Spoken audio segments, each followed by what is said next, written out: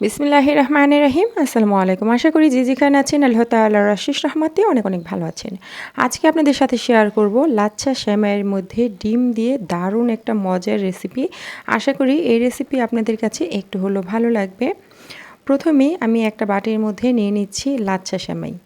এইখানে আমি ১ প্যাকেট লাচ্ছা সেমাই থেকে কিছুটা কম নিয়েছি, পরবর্তীতে যদি প্রয়োজন হয় তাহলে নিয়ে নিব। তো এখন হচ্ছে এর মধ্যে দিয়ে দিব আমি ২টা ডিম। তো এখানে চাইলে আপনারা একটা ডিম দিয়েও তৈরি করতে পারেন কম করে। তো আমি এখানে ২টা ডিম ব্যবহার করছি। আর এই রেসিপিটা তৈরি করা খুবই সহজ আর খেতে কিন্তু ভীষণ মজার।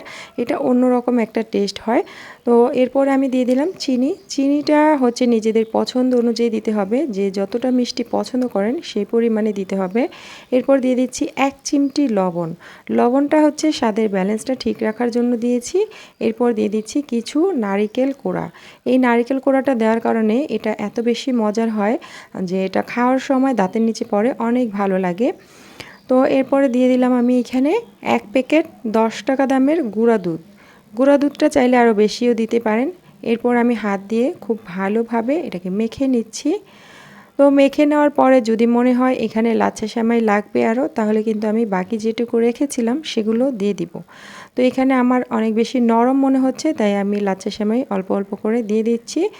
দিয়ে একটা এরকম মেখে নিতে হবে, এরকম একটা ডো তৈরি করে নিতে হবে। এখন আমি হাতটা পরিষ্কার করে একটু ঘি অথবা তেল এখানে লাগিয়ে নিতে হবে। আমি ঘি মেখে নিয়েছি। এরপরে হচ্ছে হাত দিয়ে এরকম একটু গোল গোল শেপ দিয়ে দিচ্ছি। এই শেপটা যে যেরকম পছন্দ করেন সেরকমই দিতে পারেন আর কি। তো আমি গোল গোল করে তৈরি করেছি। আর এটাকে চাইলে হাত দিয়ে একটু চ্যাপ্টা করে তৈরি করতে পারেন, অথবা কুকি কাটার দিয়ে বিভিন্ন শেপ দিতে পারেন, সমস্যা নেই। তো আমি হাত দিয়ে এরকম গোল গোল করে তৈরি করে নিচ্ছি।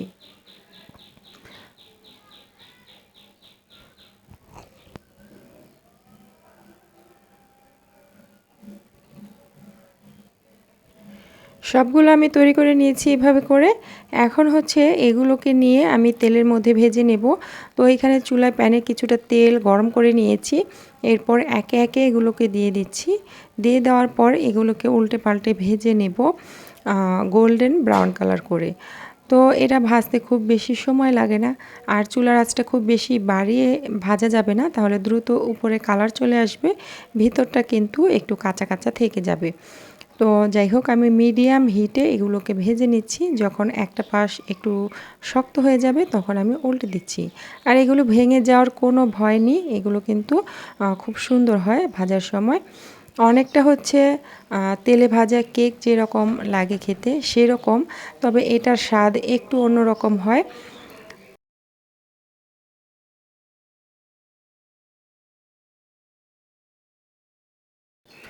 তো এগুলো যখন এরকম গোল্ডেন ব্রাউন কালার হয়ে যাবে তখন আমি তেল ঝরিয়ে এগুলোকে নামিয়ে নিচ্ছি।